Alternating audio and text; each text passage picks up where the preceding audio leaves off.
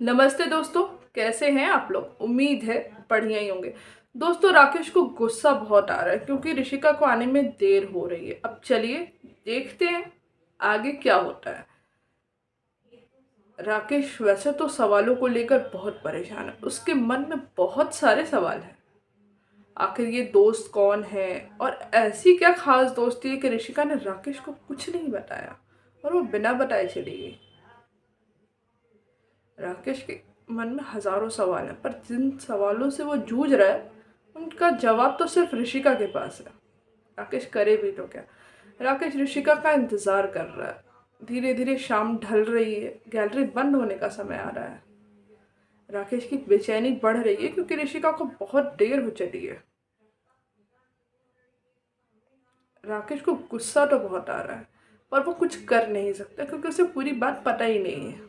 वो डरता है कि कहीं छोटी सी बात को लेकर इतना बड़ा हंगामा क्रिएट ना हो जाए। राकेश ये सारी चीज़ें सोचते सोचते धीरे धीरे गैलरी के सारे सामान समेटने लगता है, पेंटिंग की चीज़ें समेटने लगता है क्योंकि अब गैलरी बंद होने का समय हो गया है। तो और धीरे धीरे राकेश अपना मन भी भटकाने की कोशिश कर रहा है क्योंकि उससे गुस्सा तो बहुत आ रहा है और उसका गुस्सा कहीं ऋषिका पे एकदम से फट न पड़े। जब राकेश सामान समेट रहा है तभी ऋषिका वहां आती है। ऋषिका को आता देख राकेश कुछ नहीं कहता, वो अपने काम में लगा रहता है। ऋषिका राकेश के पास आती है और कहती है, सॉरी सॉरी सॉरी, बातों में पता ही नहीं चला कि समय कब बीत गया। मुझे ध्यान ही नहीं रहा कि कब शाम हो गई। सॉरी। राकेश ने ऋषिका की किसी भी बात का कोई जवाब नहीं दिया। वो अपने सामान समेटने में बिजी रहा।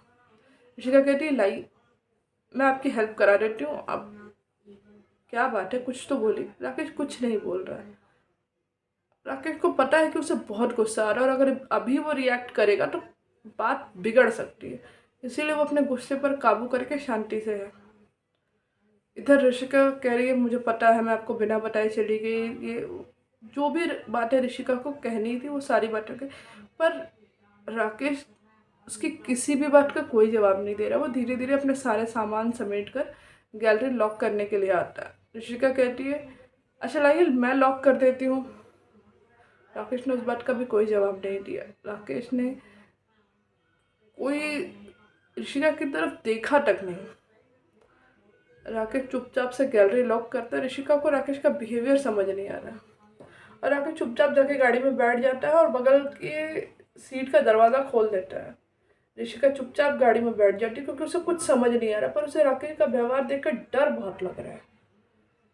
राकेश पूरे रास्ते ड्राइव करते हुए चुपचाप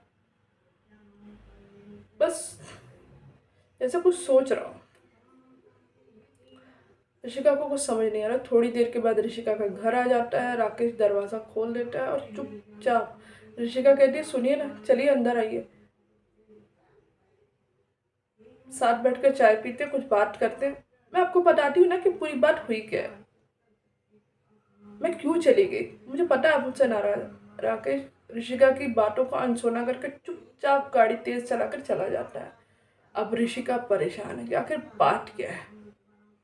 राकेश उससे बात क्यों नहीं कर रहा। और इधर राकेश को बुरा लग रहा है कि ऋषिका ने उससे झूठ बोला। ऋषिका ने उसे बिना बताए चली गई क्योंकि राकेश तो कभी ऋषिका को किसी चीज के लिए नहीं मना करता।